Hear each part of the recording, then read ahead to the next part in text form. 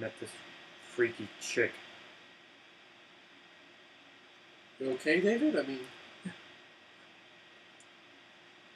freaky in what way? Like, is she stalking you, or is she being like violent, or? No, she's really freaky in bed. Oh, how is that a bad thing? I never said it was a bad thing. Oh, nice. So we watched a movie today. Succubus, Hellbent. Yeah. Plot.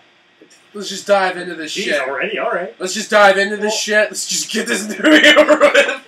I was going to say we should talk about how we came about to know it. You have 2 instances of knowing this film. Well, the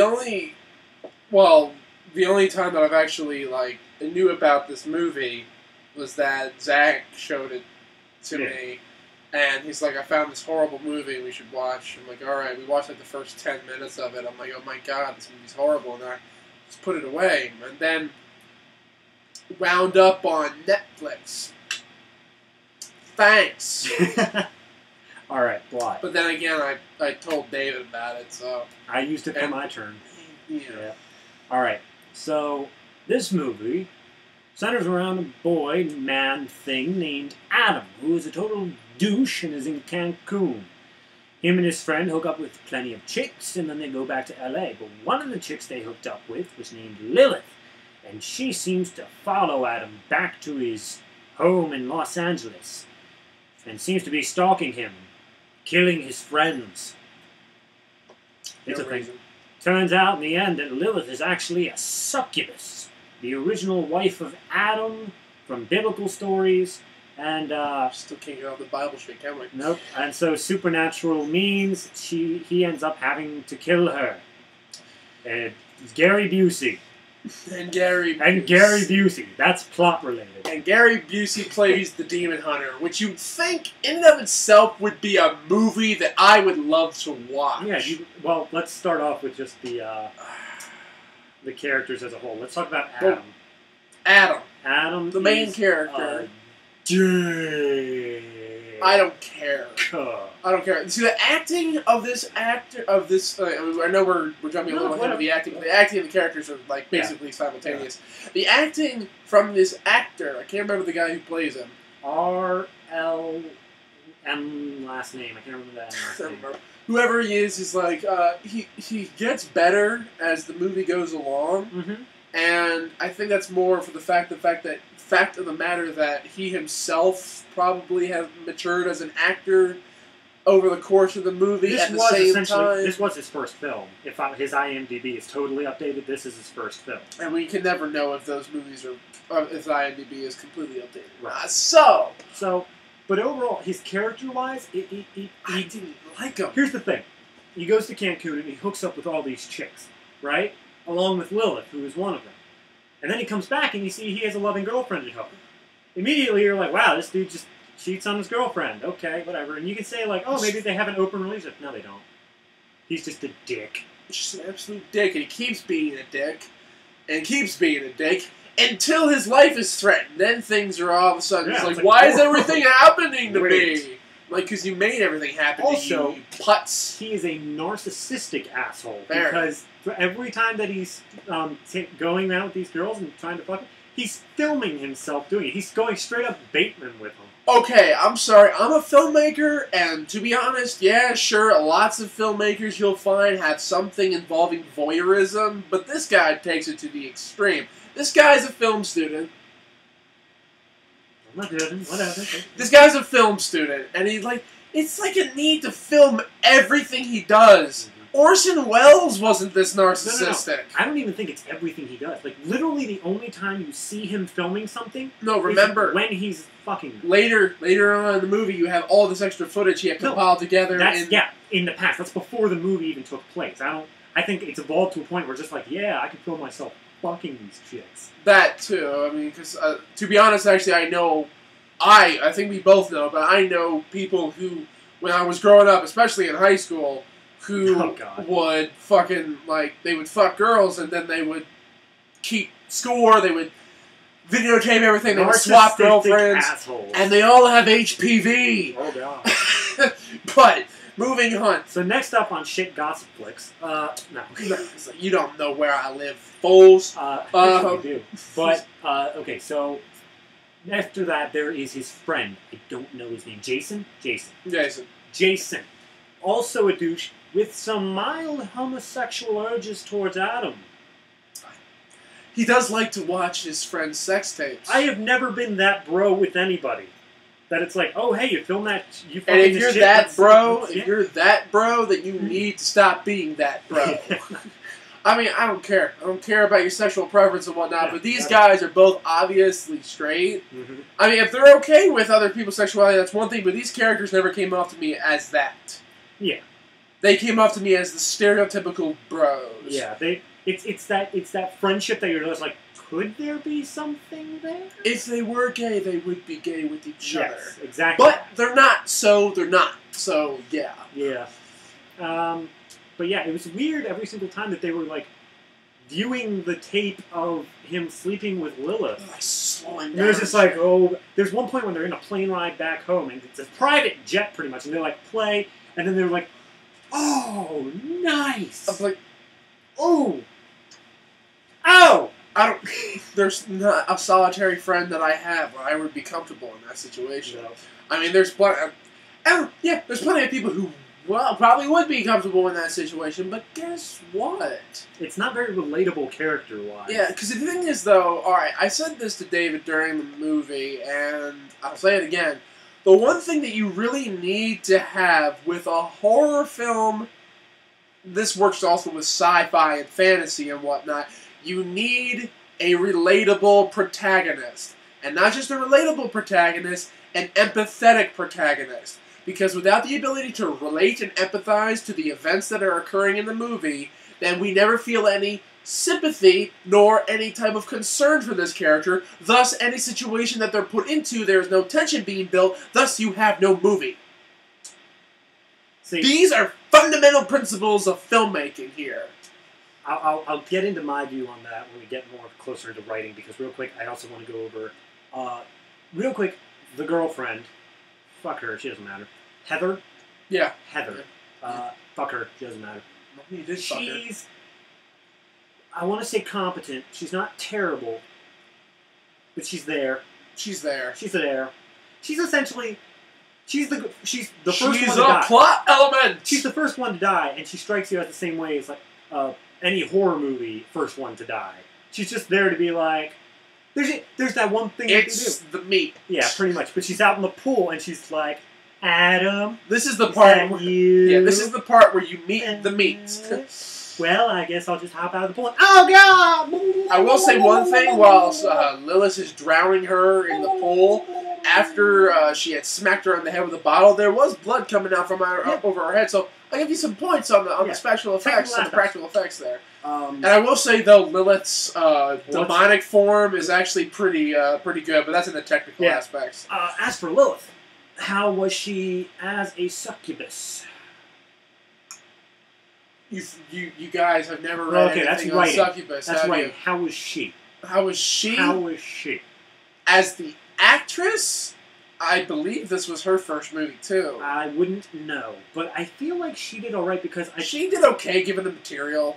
Even if they got the mythology a bit wrong, she was told, look... She got the attitude right. Yeah, she basically told, look, you are essentially a sex god, demon thing. Just be sexy. And she was. You're a creature that uses sex for power. You mean a woman? Yes.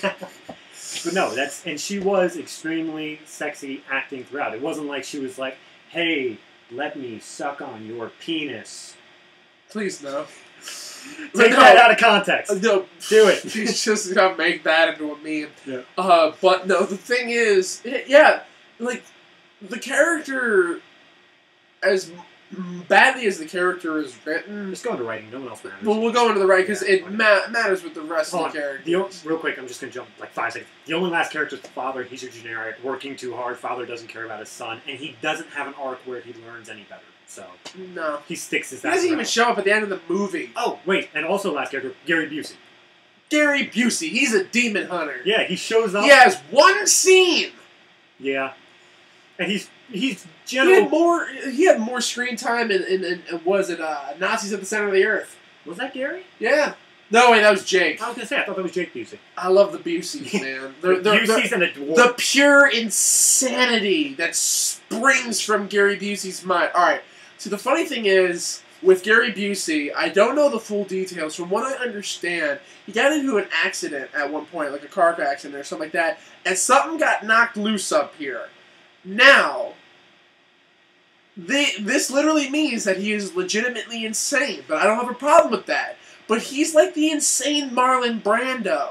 He goes on to sets, he doesn't memorize lines, he makes up his own shit, and they shoot the scene around it. Sure, this is all just what we think. No. This part is true because he does not. Like, he just says whatever the fuck he wants. Oh, I know. All the outtakes at the end, because they have, like, the blooper reel at the very end of the movie, all the outtakes with Gary Busey was probably the actual takes.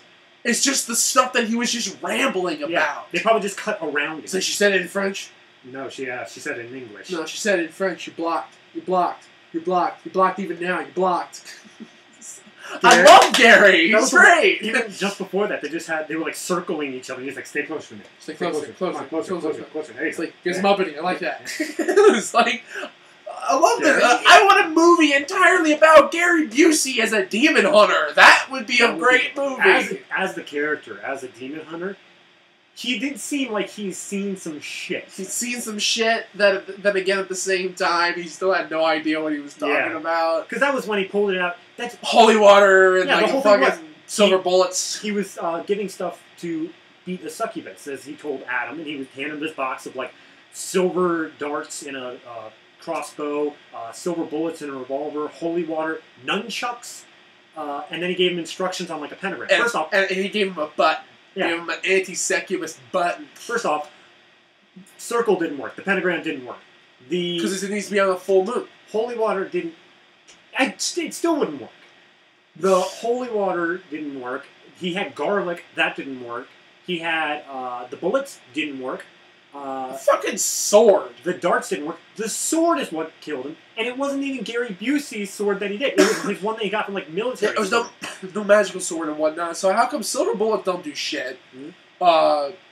Crossbow doesn't do shit. The magic button worked for some reason. Magic button worked, and then the sword. And even then, because it was Lilith, and Lilith is apparently immortal, you can't kill her, she woke up in the end. Which is one last character I guess we should talk about, the coroner. No story arc. Shows up at the beginning when he likes to kiss dead bodies. The girlfriend dies, and then he's like, wow, you sure are pretty. Suck face. And then at the very end, Lilith is in the body bag, and he's like, yeah, you sure are. Oh. It's like, I like to be on top. And that's all the He was just there so you could have that sting at the end. That was the only reason. The thing is, when the actual serious shit starts happening, then you've got a bit more character development that actually works, except the friend doesn't... Like, nobody reacts appropriately to anything in this movie. Where was the parents when Heather died? What about whatever his fucking friend's name is? Jason. Where were the parents in this? Their parents were just okay with their kids dying at this kid's house? Here's the way... And his dad didn't give two shits. Alright, well this is why I said I would fight you on the writing part. I think it's alright because they are very independent-seeming kids. I mean, they just go to Cancun on a whim, basically. It's not a matter of them planning this out, making sure it's all family. Because they rich pricks. Exactly, they're rich. At least Adam's dad is rich, and they're all friends with Adam, so it's $93,000 on editing equipment? That's, since he's a film student, he did that. But you'll never need to spend $93,000. Spend $4,000. You're talking about the... 2006. Okay. You're talking about other shit. But what I'm talking about is the parents. I'm still talking about the writing. Yeah, but I'm talking about what you were talking about. The parents and where were they in this? It's not their story. It's not that kid's story. The only parents you really needed to know was Adam. Sure, the parents had to bury their kid, and that was a thing. But what would it gain from showing that? Depth? In who? The main character. That's what they had, that whole nightmare, and then weeping over the videos of his friends. Not enough. I know it wasn't enough. but they had to try to fit in more succubus. I think it's because there was nothing really established. Exactly. The characters were just there. They never had a base to build on, and also, well, you didn't even know he had a girlfriend until he got back. And at that point, which I get, which I understand, but at the same time, though, we still do not know this character, and automatically we're supposed to sympathize with her just because the guy's a douchebag. I don't think we're sympathize for her situation when it comes down to him cheating on her. No. Going back to like hooking up. That one girl who was in essentially the abusive relationship with Mario, was it? I don't know. We were supposed to sympathize with her. We were shown to sympathize with her. But I don't think we were supposed to sympathize with this girl because, one, she didn't give a shit that this guy cheated on her twice. No. With that, just what we saw. And that's the thing, though. Maybe, like, they have a relationship already beforehand where, like, this thing, even though, like, she's fucking pissed off at him, maybe this has happened before. Yeah. Or, you know, there's no basis. I have nothing for these characters to base on. And yes, true, you don't need to have all of these questions answered in a movie. There's only so much you can be able to tell within the span of the 90 minutes. Before the conflict started, before Lilith was introduced, all that we had established was these two are douchebags who like to sleep with every girl they can get their hands on. Yeah, because like this one guy got like up to 5 in like 2 days or something like that. That's all that was established the entirety of the time. We didn't know anything about their relationships. We didn't know anything about them. All we knew were their names, actually. Names, and that the main character, Adam, was a film student. Yeah. Though the only thing that ever has anything to do with anything involved in the story is just 2 aspects. And they both relate back to the same thing. It's the placement of the camera during the sex scene that he has with Lilith in order to catch the video footage of her turning into a succubus on tape. It's like a freeze frame where he has big-ass wings, and it's like, wow, her hair got really fucking curly and that's whatnot. freaky. Can you go back to earlier to the anal? Yeah. But the thing is, though, like, the last bit is the fact of the editing. Shit, like, you know, the editing scene only exists for 2 reasons. A, well, actually 3, really. Well, real quick. For the succubus scene. Mm-hmm. B, for him to reminisce about, actually, the friends and whatnot, to show the bit of humanity in him. How he was like, oh god. And then also, Lilith jumps up onto the screen at the end of that scene as the 3rd item, where it's just basically saying, you know, like, you know, you're a womanizer and you're crying and whatnot. You're It's not cute. You know, like, you're basically just saying a big fuck you to him. I'm like, yeah, sure, I'm right there with you, but I don't like you either. No. There's no one that you really like in itself. Now, I actually, once all of his friends died, he had this nightmare sequence, and then the whole, like, essentially weeping over his friend sort of thing, I did give him a little bit of sympathy. At that point, I was sympathetic a little bit. Because he wasn't womanizing anymore. He was literally just trying to survive now. Well, as soon as he stopped sleeping with people, that's when I was okay with him, pretty much. Maybe how the blood finally rushed back to his head. Maybe. I mean... That's about all I can think of. I mean, the writing is pretty flaccid. Well... For a movie about a succubus, it's pretty limp. As soon as he's trying... Okay, everything up to him trying to kill her. Because once he has, like, the pentagram drawn and all that, he starts spouting off some decent one-liners. He does have a couple decent one-liners. Yes. Like, I love the one that he has after he finishes drawing the pentagram. Like, stay calm and imagine the circle protecting me. It's like, I'm setting up the bat signal from the bitch from hell. Good job. That was okay. It's like, I like that. All right. But also, with the nunchucks, like, he runs out of the bullets and he puts the nunchucks and he tries to run up the stairs and he just gets hit. It's like, what the fuck is this gonna do? Just puts it on the banister and runs away. Yeah, and they don't come back, so... Yeah, so I'm like, alright, good. Yeah. And then actually would have been even funnier if they ended up, like, fighting and they fell down the stairs and they had the nunchucks and he ended up beating her to death with it. I don't know. That would have been good. Yeah, that would have been interesting. There is... You know what? The best word that I had to describe this movie is that there was no climax. Everything just stopped short of it. There was no bang. There was no nothing for this stuff. This is literally a very limp movie. And I'm talking about when it comes down to tension, when it comes down to content, you're making a movie about a succubus, about a sex demon. He doesn't have to have sex all over the place, but there's a demon. Get some fucking gore in there. Make it interesting to watch. I'm going to say two things there. One, you said there's no climax. And use Gary Busey. One, you said there's no climax. I don't agree with that. There is a climax, you just never reach it. I was going to say, no. There's a climax, but only in, like, literary terms. It's like getting head from a girl who's drunk and falling asleep. It's in literary terms where there is the rising action, there's the climax, there's the falling action, there's all that stuff. But there is none in the way of, like, what they could have done. Like, essentially, climax of, say, something like Empire Strikes Back, where it's like the whole fight scene, he gets his arm chopped off, I'm your father, and it's like, holy shit! That's going out with a bang. Well, it's because there's this insane build-up to that. This one was more like a firework that just... Compared to Empire Strikes Back, which was like 400 tons of TNT going off. It's like... It doesn't understand... It's a movie that doesn't understand build-up, so there is none. Yeah. I mean, like, even if there is there is a climax in the story, obviously, because you have to get to a third act that way. Mm-hmm. But the thing is, at the same time, it doesn't feel like there was one. It's kind of like when there's a song ends, you don't realize it has ends, so you don't know when to clap. Yeah.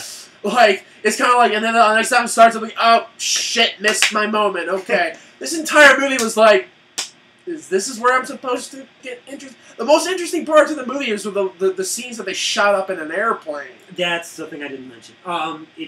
This kid went to military school and apparently Air Force, I guess. And he basically has access to these planes. And at one point in the movie, Lilith is in a opposite plane, just getting like flight training or just a ride around in the sky with these guys. And she essentially forces a dogfight on these guys and crashes Adam. They eject, they're safe, but he crashes this plane with Adam in him, which is the first time Adam really fears for his life with Lilith. Yeah, because she looks like she's trying to kill him. Yes. And then she just goes back to wanting to fuck him. No, I'm pretty sure after that point it's all killing. Well, the thing is that when she's actually in the house and whatnot... The house was before that moment, though. No, I'm talking about the very end. The very end? No, the very end. Like, she just goes back. She just goes back to wanting to fuck him again. He's like, I'm on top. As a matter of fact, I prefer it. I think that was all euphemisms for wanting to kill him. I don't think so. Because the thing is, no matter what, by the end of that day, by the end of that night, even if she slept with him, he was going to be dead by the end of that night. If they follow actual Succubus mythology. All right. There's an actual Succubus show that I've actually gotten into. It's a show. It's called Lost Girl. I've only just gotten into the first few episodes of it and whatnot. The main character is a succubus. Holy shit, there's so much sex in this goddamn show.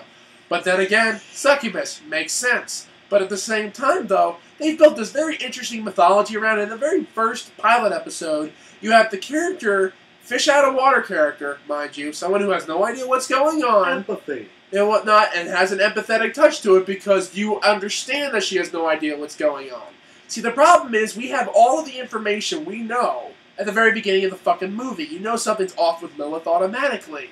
And the fact that the movie is called Succubus, you put the two things together very, very easily. They don't actually identify her as a succubus until the third act when he's about to call Gary Busey. He goes on this website, hosted by the film's production company, mind you. Yeah, we looked it up. We got you. We found it actually also. In the Light Entertainment, but that's not important. Anyway. And it just gives a little mythology where it's like... Satan Radio 666. Lilith was the original wife of Adam, blah, blah, blah. Succubus, blah, blah, blah. Immortal, blah, blah, blah. And then that's about it. That's all they say about it. That's the most mythology you really get until Gary Busey comes up and gives you a whole bunch of false shit about pentagrams and holy water and whatever else. Yeah, if you've looked into mythology like me, like... I don't know how much you know about mythology. See, like, I've studied mythology, and I've studied different aspects of mythology, and I love demonology. It's one of my favorite topics. I've researched it for years. And a succubus story, its idea, all the mythology is fucked up. Now, I'm not saying that you can't create your own mythos. That's fine. So many things have created... Fringe is a really good example. I know it will finally come back to this eventually. Fringe created its own mythos based off of something else, and it expanded. That's a lot of different things, like Dragon Age, the video game, based its mythos of basically, Game of Thrones and Lord of the Rings. Basically, almost everything else after that has come up. Didn't Dragon Age come before Game of Thrones? Well, no, Game of Thrones has been out since the 90s. Oh, I meant the The TV show. books, boy. The books. It's called A Song of Ice and Fire. Don't fuck with me. But, at the same time... This movie, it can establish its own mythos, but it's so reliant on what's already established. It's essentially reliant on the audience already knowing it. Well, to be honest, actually, it's not really saying that it's knowing it, because it got so much shit wrong. But it's like trying to say, alright, what is everything we know about movie monsters in general? Yeah. And let's throw this all in and just say, none of this shit's gonna work, and for some reason a sword through the heart does. You know, real fucking succubuses would be like, this bitch. This bitch going down. And this is supposed to be the original Lilith, the original succubus. Truly immortal one? The source of the succubi's power. Yeah, she fucking sucks. Yeah, I was gonna say. Plus, if I was... She reminds me of Alaya in Queen of the Damned. Like, she has all this build-up, and she just botches everything so easily. Yeah. Except even in the movie, nothing like the book because of all the whole plane crashing and all that jazz. But, having said that, let's move on. We're running out of time here. So, real quick, I just want to... Directing. It's written and directed by the same person, Kim Bass. Kim Bass. One of the creators of Sister Sister and the Kenan and Kel show. Yes, very heavy hand in Kenan and Kel. I don't know about Sister Sister. I know. I watched Sister Sister. I watched it too, but I didn't know how much. Yeah, they created with 3 other people. Okay, so yes, it's very heavy into that. And then once that all stopped, it was a few years wait, and then they went into this Succubus film right after Kenan and Kel. I don't see much of any influence at all. But how was the directing? How was it? I think it was good. I think it was standard. Yeah. I mean, you can't really... It's not horrible. It's definitely not the worst director we've ever seen. Oh, no. But at the same time, Kim Bass also edited and shot this, I'm pretty sure. I am not a fan of the editing. I don't think it's very well paced. The special effects aren't bad. But, the editing and whatnot, it just doesn't click for me. The pacing's very off. The rhythm of the movie just doesn't sync well. I'm going to agree with that, the pacing. I think it's more the beats, really, for it. The major points, I should have felt more, and this goes back to writing also, I should have felt more for the character earlier on. Mm-hmm. If you get 2/3 into the movie and I'm only just now like, oh, poor Adam. You're still a dick, but poor Adam. I'm not... Your character doesn't matter much to me. You don't need to have the character be in a complete dire straits the entire way through the movie. No. It's just... Here's a couple names for you. For really, really great protagonists. Marty McFly. Back to the Future. Johnny Rico. There's fucking Rocky Balboa. Fuck. And every single one of them has that fish out of water sort of mentality. Yeah, you don't have to. There are no rules in filmmaking. There are general consensuses that most people follow. Yeah. But, at the same time, though, if you're going to go off on your own and create something completely new, you still need to find a way for it to connect to an audience. And not in a supercilious way, like the fact that the movie is really bad and people like watching it because it's a really bad movie. Room. See, Room, Troll 2, any fucking movie, really. It's like fucking Sandy Hook. Actually, no. I was gonna say. No one can even like that movie for the fact that it's bad. No. But, start sprinkling holy water everywhere.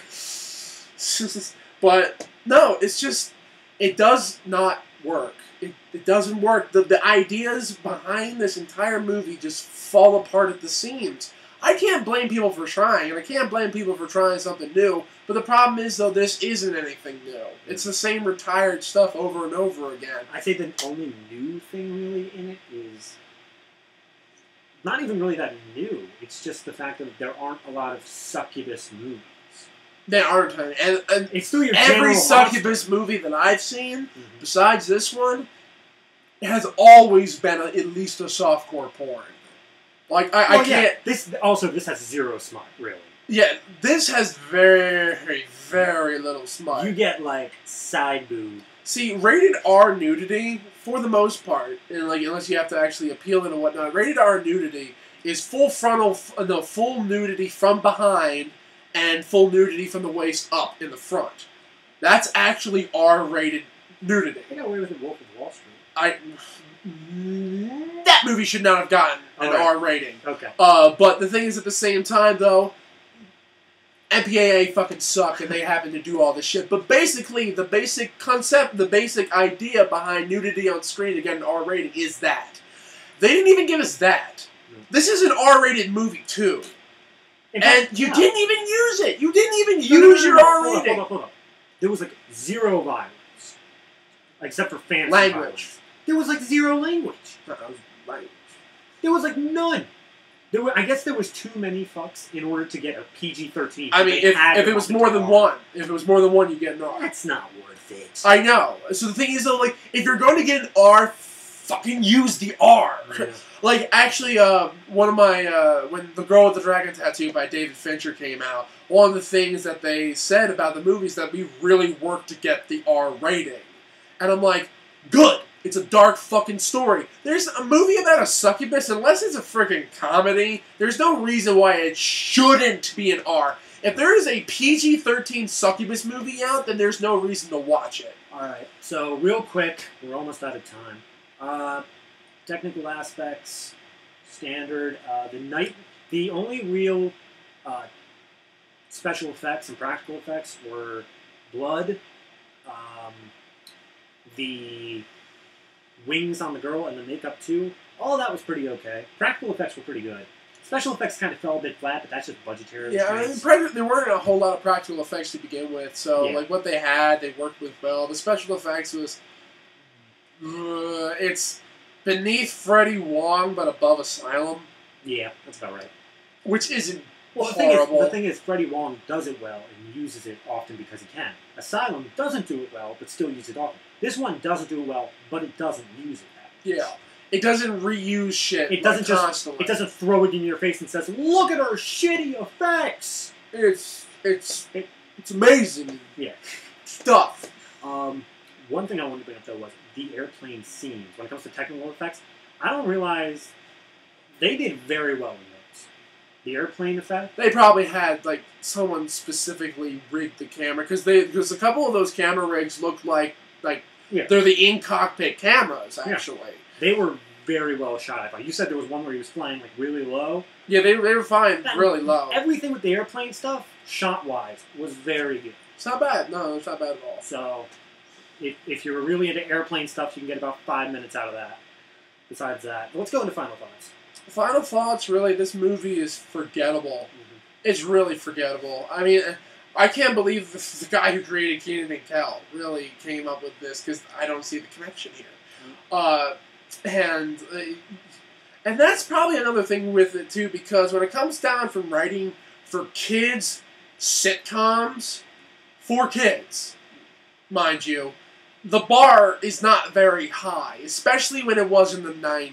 Let's say, what's that? Bright colors? Sold! Yeah, basically. I mean, this guy also wrote for In Living Color, which is not a bad show, but at the same time, though, a lot of the comedy, a lot of the writing is very basic.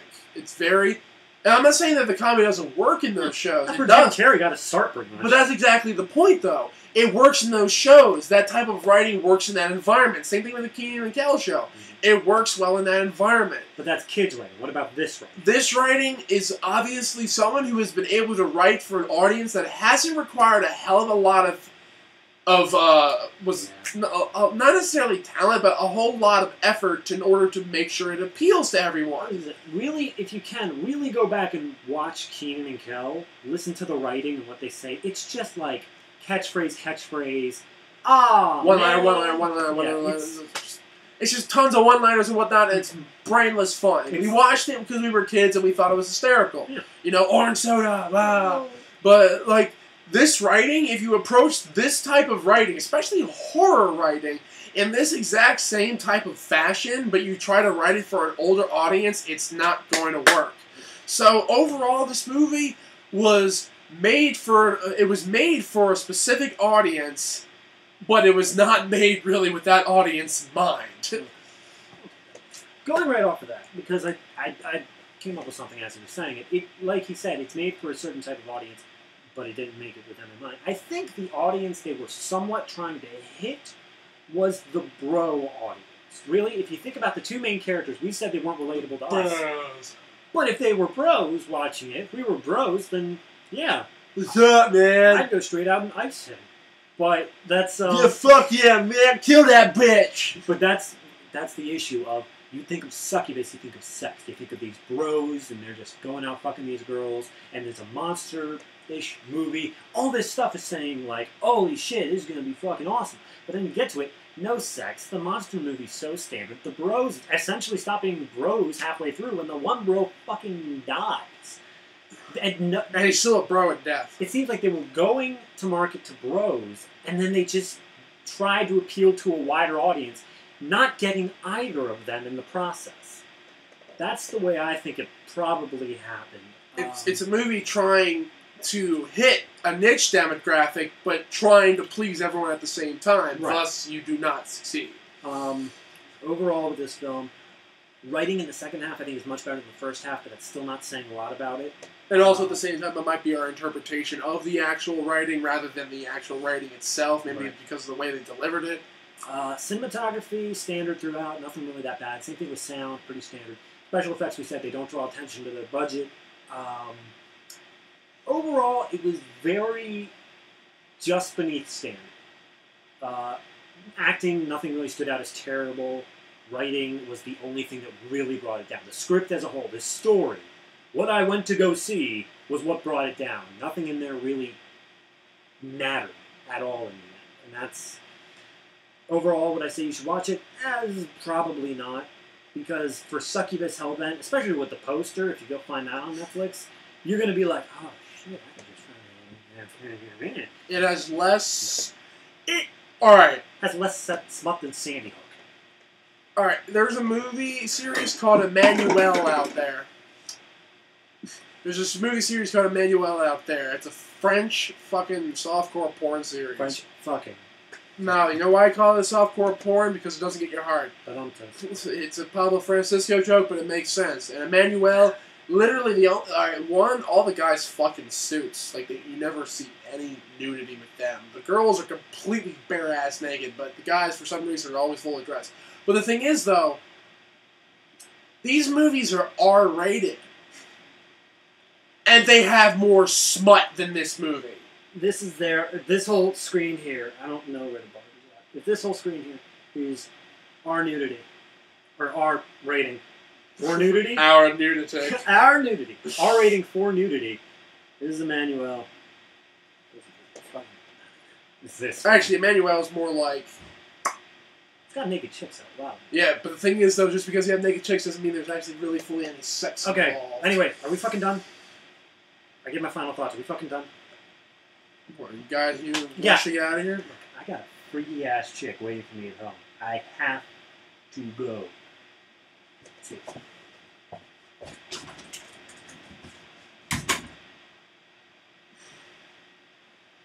Well...